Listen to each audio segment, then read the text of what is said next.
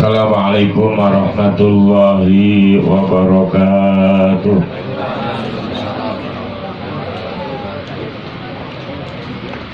Bismillah, alhamdulillah.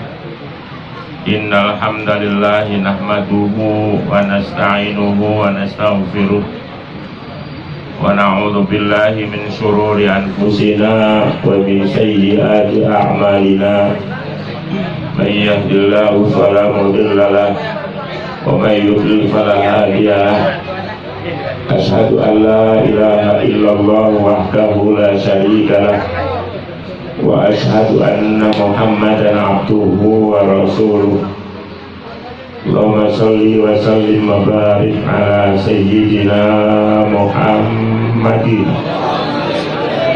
wa ala alihi wa sahbihi wa mawalah. Wala haula wala quwwata illa billah. Subhanaka la ilma lana illa ma 'allamtana innaka antal alimul hakim. Rabbi shrah li sadri wa yassir li amri wahlul 'uqdatam min lisani yafqahu qawli. Amma ba'du, yang saya hormati para asatidz, para tokoh masyarakat,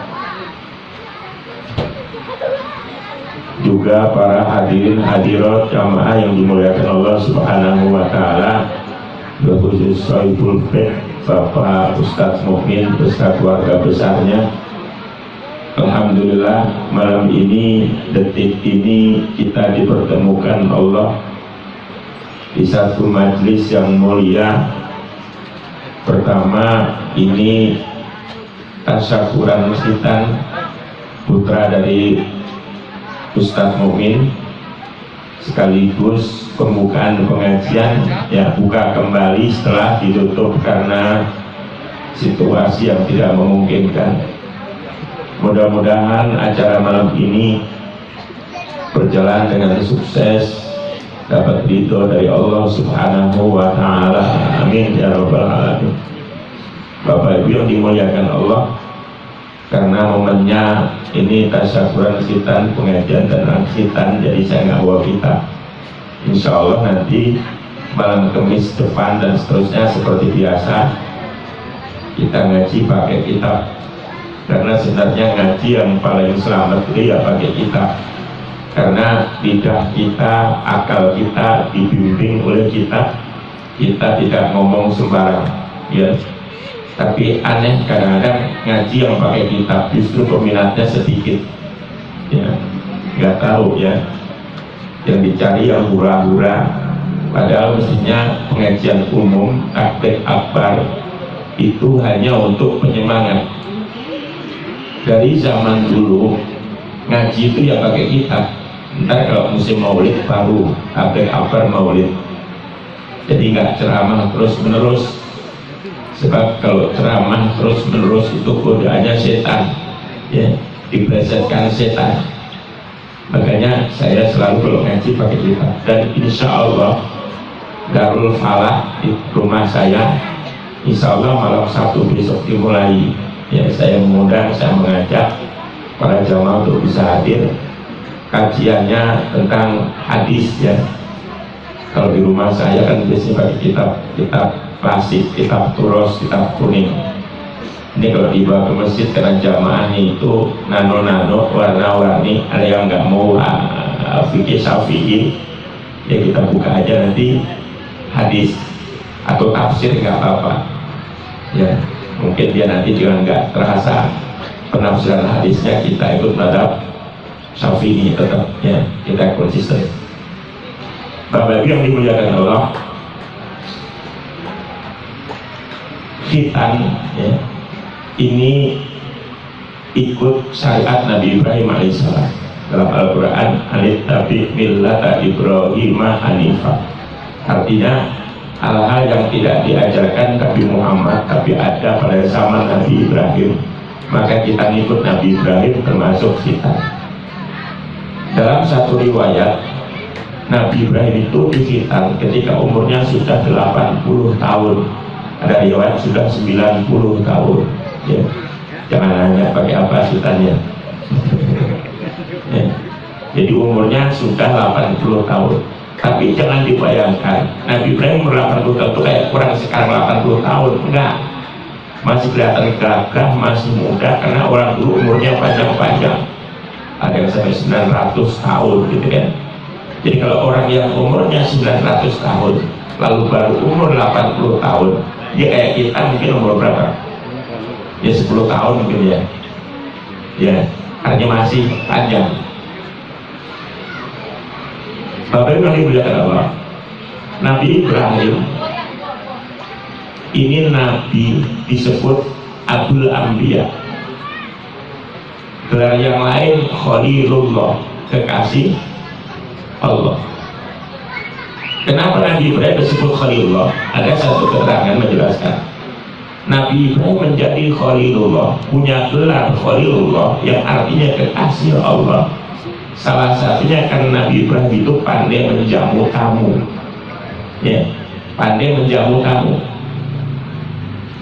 Sebelum akhirnya Nabi Ibrahim itu orang yang suka menjamu tamu, sebelumnya Nabi Ibrahim itu kalau jamu tamu pilih-pilih. Pernah suatu ketika ada tamu yang agamanya belum ikut agama Nabi Ibrahim, ya, dia bertamu karena memang dia non muslim, ya. Dia nyebut Nabi Ibrahim itu gak pakai Nabi, gak pakai Rasul, langsung Ibrahim, saya mau numpang makan. Kata Nabi Ibrahim, boleh, jangan sekali, berkali-kali juga boleh numpang makan, tapi syaratnya kamu harus ikut agama saya dulu. Kalau kamu ikut agama saya, kamu bebas makan sekenyangnya, bahkan berkali-kali. Mendengar jawaban Nabi Ibrahim ini, orang tadi marah. Katanya, Ibrahim, kalau untuk makan saya harus ikut agama kamu, mending saya lapar. Katanya.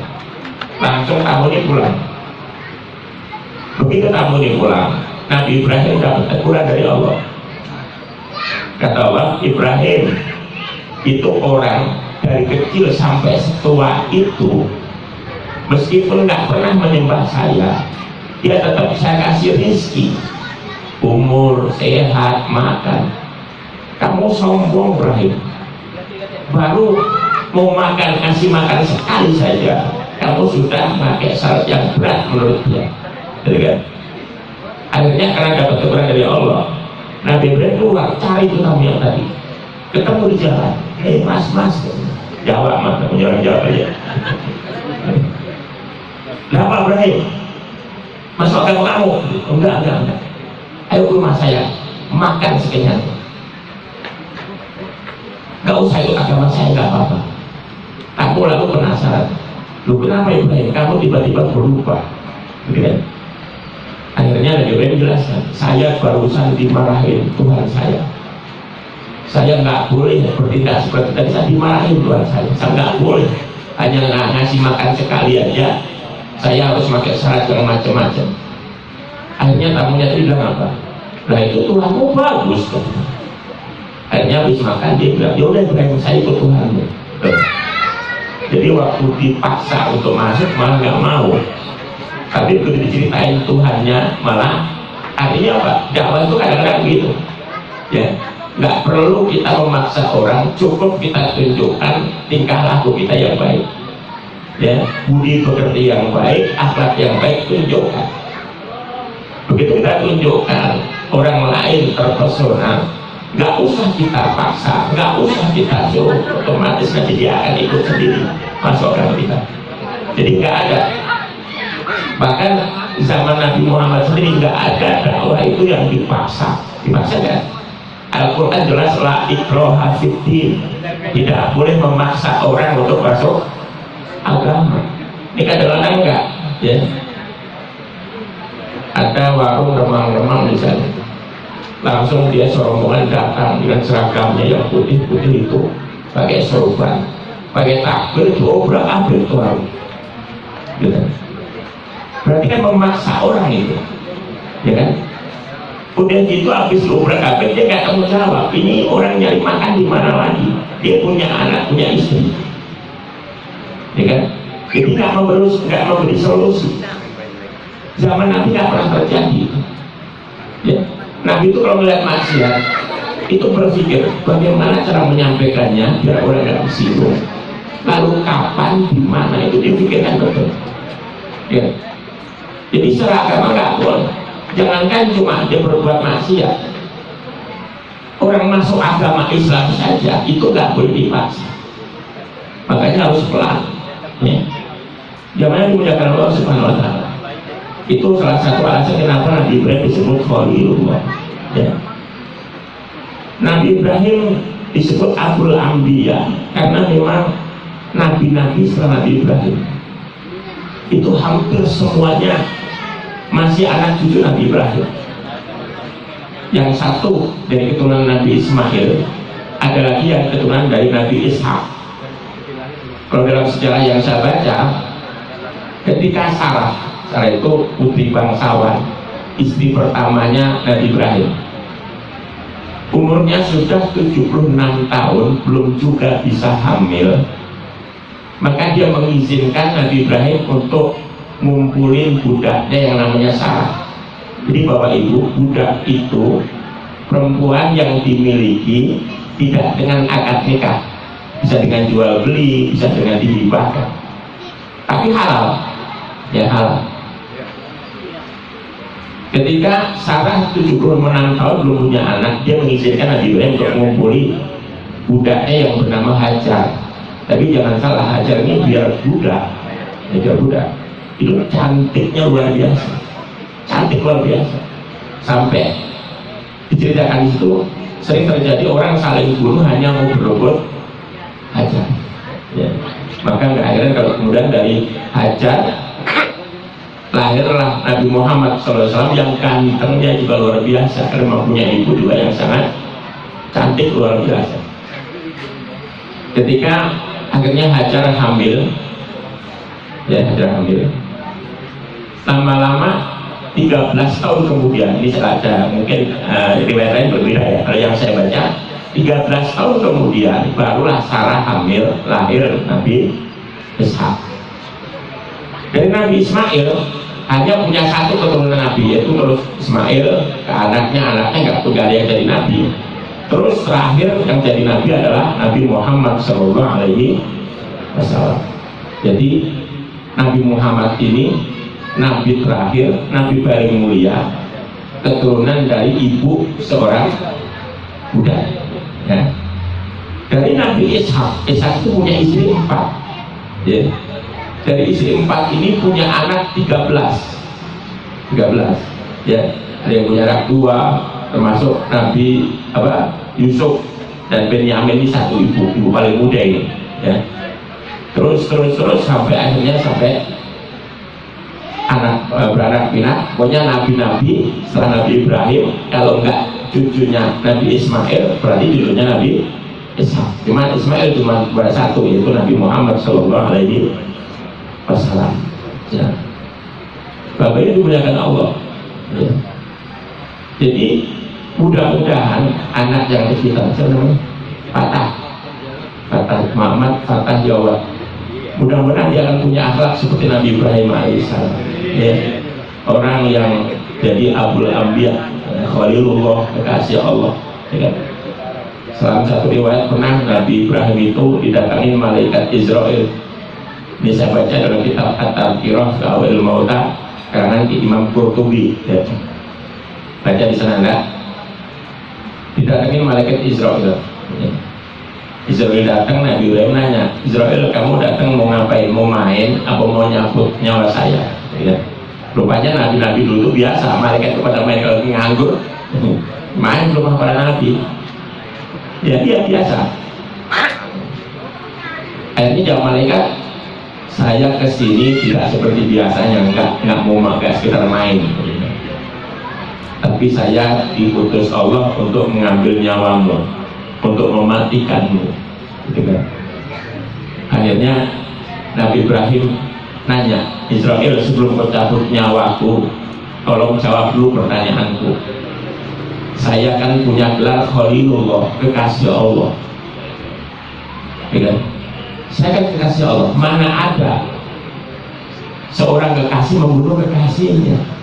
Kalau memang Allah sayang saya, mestinya nggak bunuh saya, kok mau bunuh saya gitu kan. Akhirnya malaikat Israel ini kan nggak tahu jawabannya. Akhirnya kembali dia pergi menghadap Allah. Nggak lama kemudian dia turun. Hadap lagi Nabi Ibrahim. Kata Nabi Ibrahim, gimana Israel? Ya udah saya sampaikan pertanyaanmu kepada Allah. Terus Allah balik bertanya. Apa kata Allah? Ya. Hal ra'aita khalilan yakrahu liqa'a khalilihi. Kalau pertanyaan Nabi Ibrahim tadi kan hal ra'aita khalilan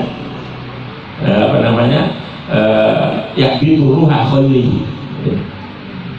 Allah balik bertanya, adakah seseorang yang benci ketemu kekasihnya? Artinya apa? Kalau Nabi Ibrahim belum mau mati, berarti belum mau ketemu Allah. Katanya Nabi Ibrahim cinta sama Allah. Sekarang ditanya oleh Allah, Ibrahim, kalau kamu memang cinta, mana ada orang cinta nggak mau ketemu kekasihnya? Gitu. Yang ada kan kangen terus. Nunggu malam ibadah kayaknya lama banget, gitu. Yang muda. Kalau yang tua nunggu giliran sono lama banget. Gitu. Nah, habis kalau mau nikah jangan gue gede. Itu udah gak bisa gede segitu terus ya. Yang penting bisa gede kalau udah punya istri, susunya cocok baru gede sekarang.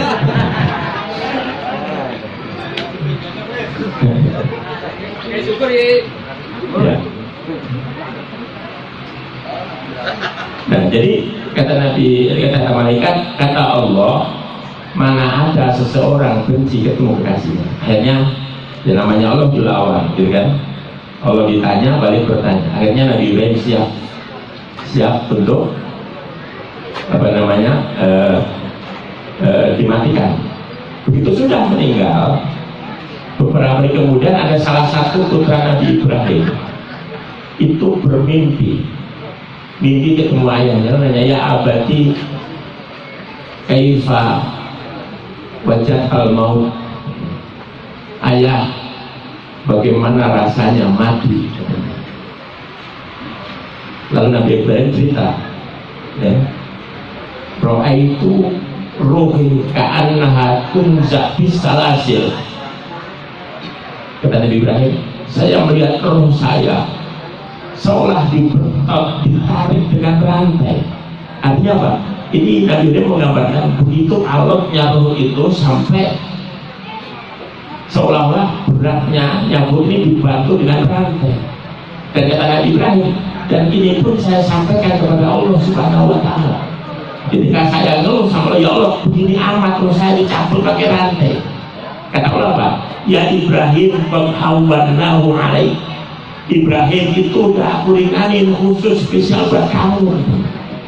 Bayangkan, Nabi Ibrahim saja yang katanya spesial seperti itu. Lagi ini Nabi bukan, Ustadz bukan, jamaah kadang-kadang, subuh kesiangan, diputoknya pakai apa nih?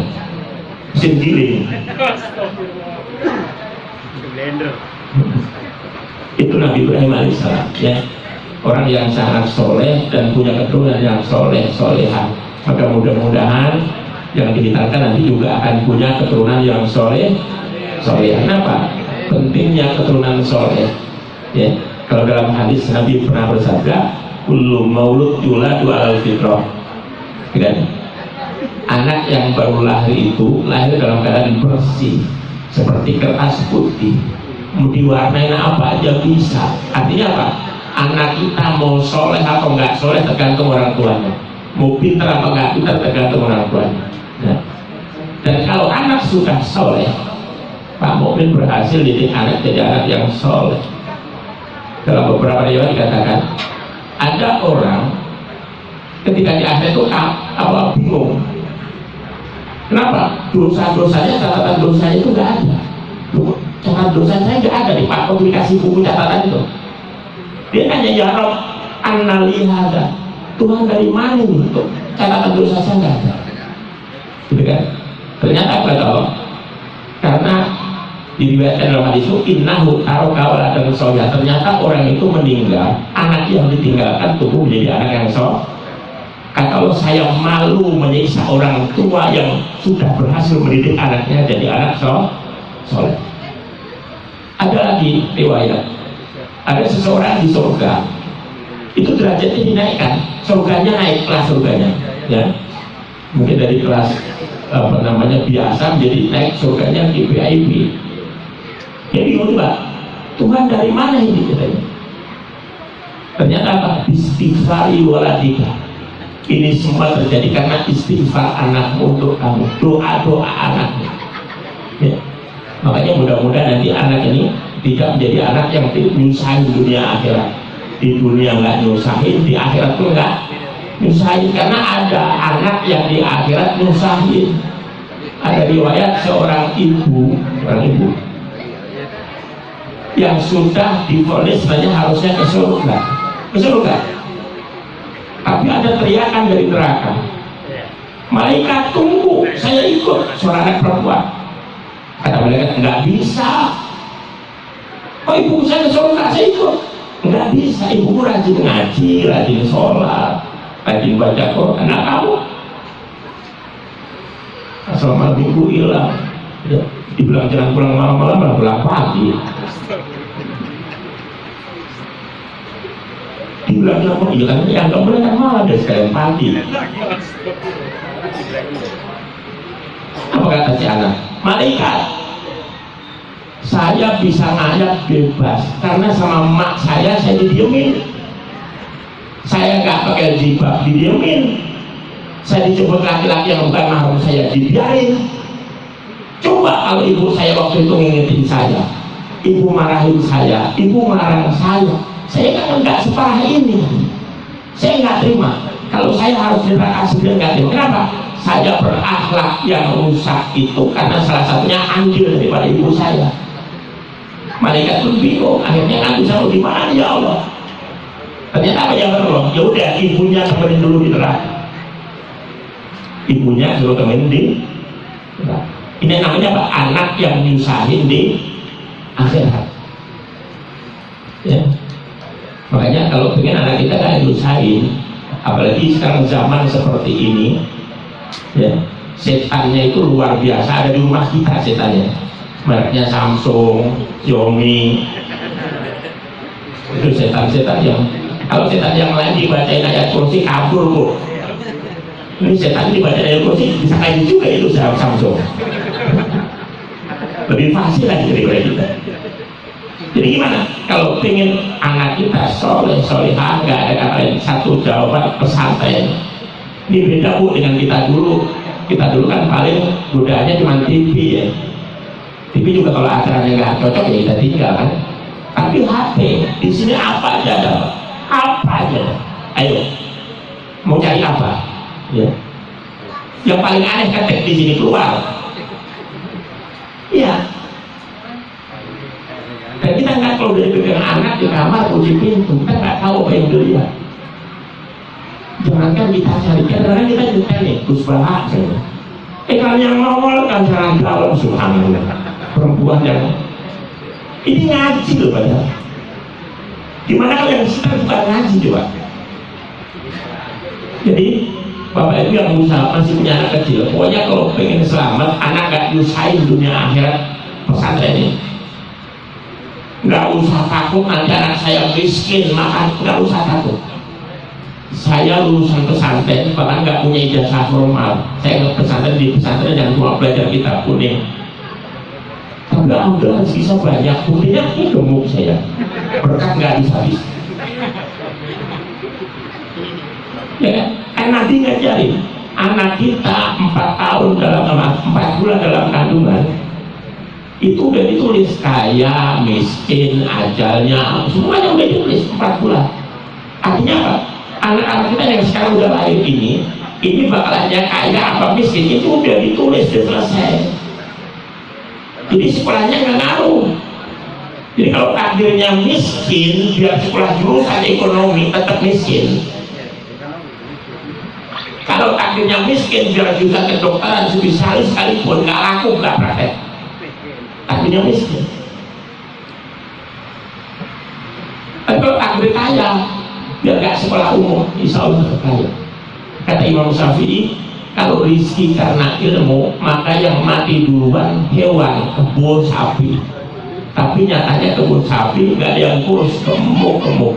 berarti rizkinya melimpah. Kita lihat aja lah, ya. Banyak orang yang sampai S2, sampai profesor, kadang-kadang hidupnya biasa, nggak kaya. Artinya apa? Sekolahkan, ketika menyekolahkan anak, jangan pernah niat cari kekayaan. Niatkan anak jadi anak benar, masuk ke pesantren insya Allah jadi anak benar. Kalau anak itu benar, insya Allah kita mati, pahala terus mengalir.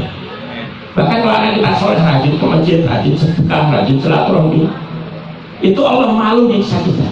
Kata Allah, saya malu menyiksa seseorang yang berhasil didik anaknya jadi anak yang soleh, anaknya ke surga, masa bapaknya ke neraka. Gitu. Maka masuk pesantren nggak usah takut, ya. Jadi tugas kita sebagai orang tua, karena anak kita ini kaya apa miskin sudah selesai, biar nanti anak kita bahagia, mau miskin kayak mau kaya tetap bahagia. Caranya gimana? Jadikan anak soleh. Tugas kita menyiapkan generasi yang siap menghadapi takdir. Jadi kalau anak kita ternyata takdirnya kaya, misalnya alhamdulillah misalnya, ya, amin. Insya Allah kaya yang tidak sombong, kaya yang tidak pelit, kaya yang tetap mau bersahabat, mau negorin kita, gitu. Kenapa? Karena dia soleh, ilmunya buat nyumbang sesama, ada pengajian langsung. Tapi kalau nggak soleh, orang punya semakin banyak tuh semakin hidupnya nggak tenang, semakin takut hilang. Ada saudara datang aja, dah dia datang lagi ngapain, ngutang jangan-jangan. Itu orang kaya yang pelit, ya kan? Tapi kalau anak kita memang takdirnya miskin misalnya, kalau anak kita soleh, insya Allah miskin yang bersabar, sabar dan syukur, itu sama-sama bahagia. Jangan salah. Kadang-kadang kita kan membayangkan ya, orang hidup di kontrakan pasti sengsara, belum tentu, ya, belum tentu. Kadang-kadang justru orang yang hidupnya kaya, naik mobil Mercy yang dingin, AC-nya yang empuk, itu kadang-kadang ini sama tukang beca. Lihat tukang beca di pinggir jalan, tidur di atas becanya, kepanasan, begitu mulutnya ditubuhin lalat. Itu nikmat luar biasa. Sampai yang di mobil dan apa? Nikmat banget di tukang beca, ya kan? Artinya apa? Nikmat dan tidak nikmat itu bukan soal berapa kita punya, ya. Besar atau kecil bukan soal berapa, tapi soal hati. Kalau hati kita memang hati yang bagus, yang soleh, pandai bersyukur, yang kecil terasa besar, ya kan? Orang kalau pandai bersyukur, Bu, rumah kecil terasa besar, duit dikit terasa banyak, makan tempe terasa tempe. Kalau udah ini tempe tetap, cuma rasanya, nah ini makan tempe tetap rasa tempe, tapi rasanya ngalahin makan. Kenapa? Penuh syukur, udah ya. Jadi yang penting itu didik anak kita, mudah-mudahan jadi anak soleh. Kalau soleh mau kaya mau miskin sama. Saya pengalaman tinggal di rumah petak mungkin lebih 10 tahun jadi kontraktor, ya, kontrak rumah petak. Tahu kan rumah petak? Ya mungkin di sini yang pengalaman yang lain saya belum ada kali. 14 tahun saya di rumah petak. Tapi alhamdulillah saya nggak pernah sedih. Kenapa nggak pernah sedih? Karena alhamdulillah saya sama bapak saya di pesantren ini, saya diajarin kiai saya, ya kan?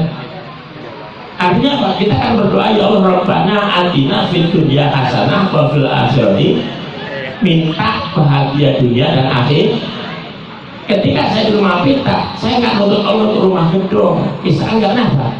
Kan saya mintanya yang hasanah, yang bagus. Jangan-jangan memang bagusnya buat saya tinggal di rumah peta. Kalau saya paksain rumah gedung, jangan-jangan malah nggak sholat saya. Ingat dulu zaman sahabat, ada sahabat maksa bener, maksa Nabi didoain jadi orang. Walaupun niatnya baik, dia ngiri teman-temannya itu bisa sholat dari awal waktu di masjid. Ini ada satu sahabat selalu telat ke masjid. Kenapa? Katanya kainnya gantian sama istrinya. Tapi Nabi tahu, oh ini lebih bagus miskin memang. Kalau kaya malah gak bagus. Tapi dia maksa, ya Rasul doakan kalau kau Rasul, kau Nabi pasti dijaga. Akhirnya karena maksa didoakan oleh Nabi. Begitu kaya. Kalau dulu paling cuma telat ke masjid, telat sholat, ini enggak. 5 waktunya udah nggak ke masjid. Ya, karena capek, sibuk ngurus untanya, ngurus kebun kurmanya, sampai nggak pernah ke masjid. Ya, makanya apa yang kita punya hari ini syukuri. Khusnudon sama Allah, ini yang terbaik buat saya. Saya akan berdoa, ya Allah berikan yang terbaik dunia akhirat. Gitu. Jadi kalau saya sekarang rumah petak, ya ini mungkin yang terbaik buat saya. Saya takut punya rumah kayak di Pondok Indah, akhirnya nggak pernah ke masjid, renang dulu. Ya kan? Lalu kemudian punya kolam renang. Akhirnya waktu hari-hari harus ke masjid, dia ke bengkel ngurusin mobilnya. Dari bengkel ngurusin apalah perusahaannya. Itu namanya kan kaya yang membawa sengsara. Makanya gini, sekali lagi pengen anak kita soleh, apa bahagia, Bu? Bahagia itu bukan karena duit, Bu, jangan salah. Tidak semua orang kaya bahagia. Buktinya banyak tuh, ya pasangan orang kaya yang berantem akhirnya bercerai, gitu kan? Berarti nggak bahagia hidupnya. Tapi ada juga orang hidupnya di kontrakan tapi sampai tua masih saling sayang, ya kan? Ini artinya apa? Kebahagiaan bukan karena harta kita berapa, bukan sebanyak apa, tapi tergantung hati. Kalau hatinya soleh, insya Allah nggak ada yang nggak bahagia. Ya, orang kalau soleh, kalau kaya bersyukur, kalau miskin bersabar, dua-duanya mulia di sisi Allah.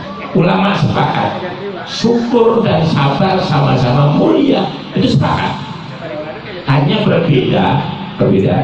Ada yang berpendapat syukur lebih bagus. Kenapa? Karena kalau syukur itu hartanya juga manfaat orang lain. Ada juga yang berpendapat karena sabar lebih bagus. Kenapa? Karena sabar itu berarti menderita sebenarnya. Ya, dia nggak bisa sedekah kayak orang-orang kaya. Intinya apa sebenarnya? Sabar dan syukur sama-sama mulia di sisi Allah. Dan ini akan terjadi kalau anak-anak kita jadi anak yang soleh. Kalau anak kita cuma kaya dan nggak soleh, kita paling mati juga nggak dikirimin doa. Padahal kalau anak kita kaya, kita mati, mau kita masih pengen duitnya? Enggak, yang kita ingin apa? Doanya. Ya, kata Nabi, kalau orang sudah meninggal, ya, itu seperti orang tenggelam. Memayit di qabriillah, kalau gharibul mukawis, ada yang mutakawis. Ya, orang yang sudah dalam kubur itu seperti orang tenggelam. Maksudnya apa? Ngap-ngapan gitu ya. Ntar nongol, tenggelam. Katanya kayak orang kena COVID, itu juga katanya. Napasnya sesak, nggak bisa napas, kayak orang tenggelam. Terus yang tadu dakwah dan tahapum ini ausadikin lahu, dia menunggu doa dari anaknya, saudaranya, temannya. Dan kalau doa ini benar-benar didapatkan, fa'idalah hibatmu karena ahaba ilaina dunya mafia. Kalau orang yang mati benar-benar dapat doa, mau dari anak, istri, saudara, teman, doanya apa? Itu girangnya, senangnya melebihi senangnya orang dapat duit dunia dan isinya. Kita bayangkan ada orang ngasih uang 10 miliar misalnya, kira nggak? Siapa mau ngasih? Pernah melihat duit 10 miliar? Pernah? Melihat ini nggak pernah, gimana punya? Saya pernah punya 10 miliar. Pas saya mau pakai, dibangunin sama istri, bangun ya, bangun ya, mimpi ternyata. Orang dapat 10 miliar itu pasti girang luar biasa. Tapi ketahuilah bahwa orang mati yang dapat doa itu girangnya melebihi girangnya orang dapat 10 miliar. Jadi kita bayangkan, saya mau nyenengin emak nih, biar emak girangnya kayak orang-orang yang dapat gusuran. Al-Fatihah. Kita juga. Rabbi firli wali walidayya warhamhuma kama rabbayani. Itu aja mak kita udah girang banget. Anak yang suka girangin orang tua selalu dibikin girang juga sama anak kita. Ya pasti, itu jadi Nabi. Anak yang nggak pernah doain orang tua, jangan pernah mimpi doakan anaknya. mimpi jangan. Karena kan Nabi birru abakum ya birrukum abnaukum, baktilah kepada orang tua makin anakmu pasti berbakti. Pasti. Kalau anak santri tahunya ada amar ada jawab, ini talazum itu nggak terpisah. Baktilah, kalau kamu bakti pasti anakmu juga bakti. Dibalik, kalau kita nggak bakti ya berarti anak kita. Jangan nangis kalau anak kita nggak doain kita. Jadi kalau kita ingin didoain anak, kita sendiri juga harus mendoakan orang tua. Biar orang tua ini girang ya, melebihi girangnya orang yang dapat dunia dan isinya ya, dunia dan isinya. Karena itu mudah-mudahan ada manfaatnya. Sekali lagi mudah-mudahan anak Pak Mumun yang di Hitan ini, Muhammad Fathah Jawad ya, akan jadi anak yang soleh. Saya berdoa mudah-mudahan lebih pintar dibanding bapaknya. Ya bapaknya pintar, anaknya lebih pintar ya. Tapi kalau bapaknya nakal jangan niru. Ya. Mudah-mudahan anak pintar benar, ini yang penting, pintar dan benar. Kalau cuma pintar nggak benar, kerjanya minterin orang ya, nipu orang, bohongin orang.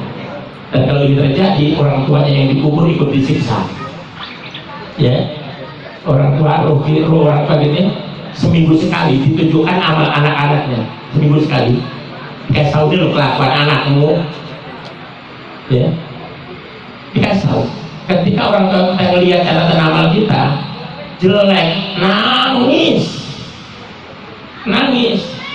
Kenapa? Karena orang tua juga itu merasakan siksanya. Tidak perlu tolong, mau dia mati lo siksa juga.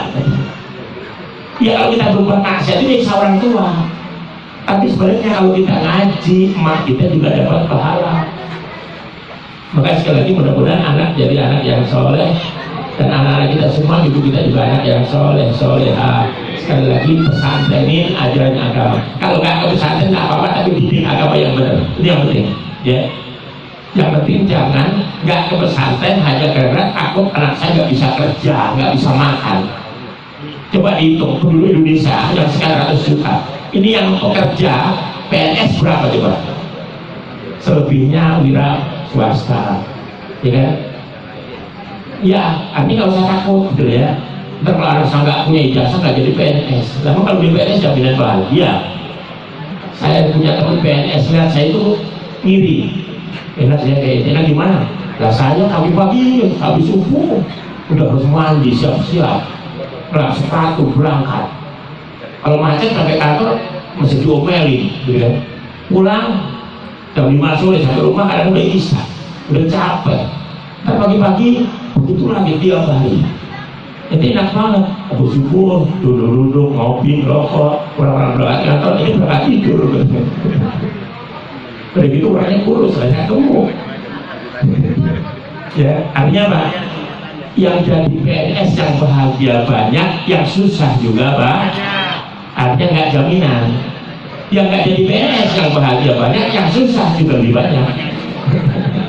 Ya, karena orangnya malas mungkin ya. Jadi sekali lagi, pokoknya sekarang yang paling aman kalau anak di pesantren. Emak-emak jamaah saya itu nanya, Pak Ustaz gimana ya? Tiap hari berantem mulu sama anak. Kenapa? Iya soal HP.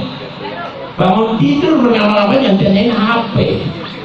Dia pulang sekolah kalau emaknya lupa ngecas ini, ngamuk. Kenapa gak bisa main game? Gimana cara misahin anak dengan HP-nya? Saya jawab, pesantren. Kalau pesantren bisa, kenapa bisa? Karena satu asrama ada ratusan atau ribuan orang, semuanya nggak ada yang pegang HP, jadi kuat. Kalau di rumah, anak kita larang, tapi anak tetangga pegang HP, akhirnya mainnya sama tetangga, ya kan? Udah gitu habis main HP tetangga rusak, emaknya juga kena tempuan, ya kan? Pokoknya udah paling aman. Kalau anak di pesantren, kita nyari duit itu tenang. Kita di kantor, kamu si anu udah pulang belum, dia makan belum, mandi. Kalau dia hari kan lama-lama stres juga itu. Tapi kalau di pesantren ada ustadz yang bangun subuh, tahajudnya, diajarin sholatnya, dikontrol belajarnya, ibu bapak tinggal nyari uang, tenang. Ya, Karena jangan sampai anak kita nanti yang salahin kita dunia, apalagi di akhirat. Itu aja, kurang lebih, mohon maaf. Wallahu muwaffiq ila aqwamit thoriq. Assalamualaikum warahmatullahi wabarakatuh.